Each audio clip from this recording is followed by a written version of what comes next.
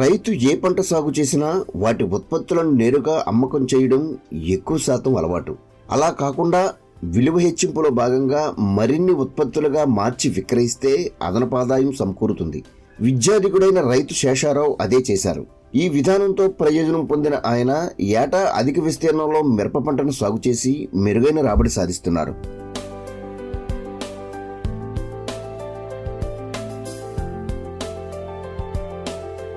పల్నాడు జిల్లా పెదకూరపాడుకు చెందిన రైతు దర్శి శేషారావు 10 ఏళ్లుగా ప్రకృతి పద్ధతిని అనుసరించి సాగు చేస్తున్నారు. విద్యాధికుడైన ఆయన ఈ పద్ధతిలో ప్రయోజనం తెలుసుకుని తను సాగు చేసే అన్ని పంటలకు విస్తరించారు. దీనిలో భాగంగా మిరప సాగుతో పాటు ఎర్ర పంటలను వేసుకుని అధికంగా ప్రయోజనం పొందుతున్నారు. నమస్కారం, నా పేరు శేషారావు. పెదకూరపాడు గ్రామం, పెదకూరపాడు మండలం. డిగ్రీ పైన చదివాను. తర్వాత వ్యవసాయం చేస్తున్నాను. మాది వ్యవసాయ కుటుంబం. వ్యవసాయంపై ఆసక్తితో వ్యవసాయం చేస్తున్నాను. ఉద్యోగ అవకాశాలు మెండుగా వచ్చాయి. వాటిని వదిలేసి ఈ వ్యవసాయంలో రకరకాల పద్ధతుల్లో ప్రయోగాలు చేసి అందరికీ ఆదర్శంగా ఉంటున్నాము. మంచి ఫలితాలు కూడా వస్తున్నాయి.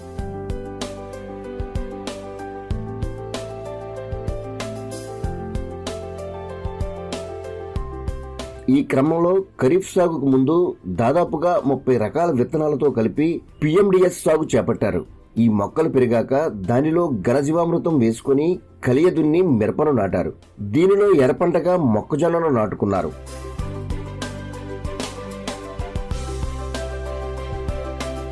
ఈ సాగులో రైతు సాధికార సంస్థ రూపొందించిన రాజీలేని సూత్రాలను అమలు చేశారు. ఇదే కాకుండా పంటలో ఎల్లో ప్లేట్స్ తో పాటు లింగాకర్షక బుట్టలు ఏర్పాటు చేసుకున్నారు. ఎకరానికి 25 పసుపట్లు, 25 బ్లూ అట్లు ఏర్పాటు చేయడం జరిగింది. పసుపట్ల వల్ల పచ్చదామ, తెల్లదామ అతుక్కుంటాయి. బ్లూ అట్ల వల్ల కూడా నల్లి, ఇతర రసం పీల్చే పురుగులు అతుక్కుంటాయి. దానివల్ల ఈ మన చేలో ఉండే జబ్బు 20 నుంచి 30% వాటికే ఉంటుంది. మనం అట్టను పరిశీలించగానే అట్టలో ఎంత శాతం ఉంది రసం పీల్చే పురుగులు, దాన్ని బట్టి మనం కషాయాలు పిచికారి చేయడానికి తెలుసుకోవడానికి బాగా ఉపయోగపడతాయి.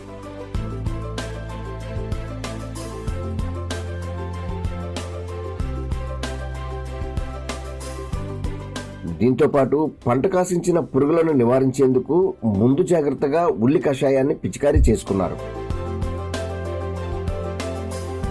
ఈ విధంగా సాగు ప్రారంభం నుంచి చివరి వరకు సార్వత్రిక సూత్రాలను అమలు చేయడం వల్ల మెరుగైన దిగుబడులు సాధిస్తున్నారు.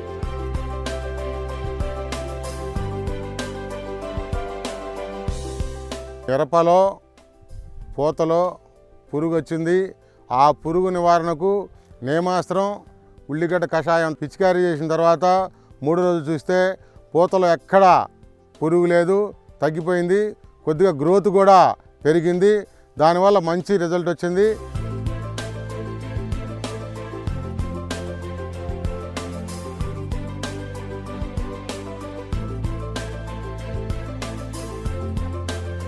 అయితే వీటి నుంచి వచ్చిన ఉత్పత్తులను నేరుగా అమ్మకం చేయకుండా విలువ హెచ్చింపు చేపట్టి విక్రయిస్తున్నారు.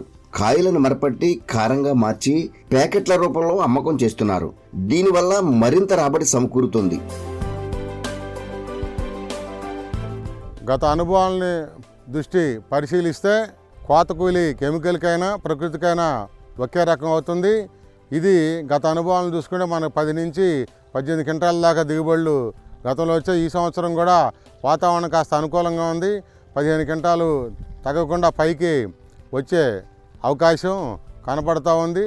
వీటిని సొంత మార్కెట్ చేసుకోవడం వల్ల దాంతో పోల్చుకుంటే ఆదాయం కూడా మాకు అదనంగా రావడానికి ఉంది. కెమికల్లో 50,000 మిగిలితే దీనికి ఖచ్చితంగా ₹1,00,000 వరకు మిగిలే ఛాన్సెస్ ఉన్నాయి.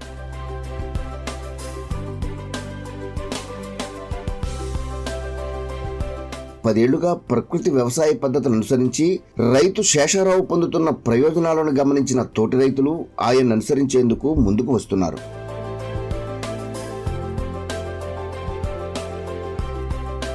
ప్రకృతి వ్యవసాయంలో రైతులు బ్రహ్మాండంగా పంటలు పండించుకోవచ్చు.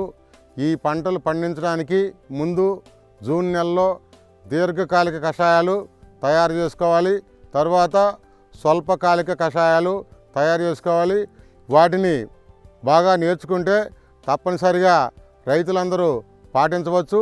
అందరికీ మంచి మేలు జరుగుతుంది. వారి ఆరోగ్యంతో పాటు సమాజ ఆరోగ్యం కూడా ఉపయోగపడుతుంది. ఆదాయము ఆరోగ్యము రెండు ఉండాలంటే తప్పనిసరిగా ప్రకృతి వ్యవసాయం చేయాల్సిందే.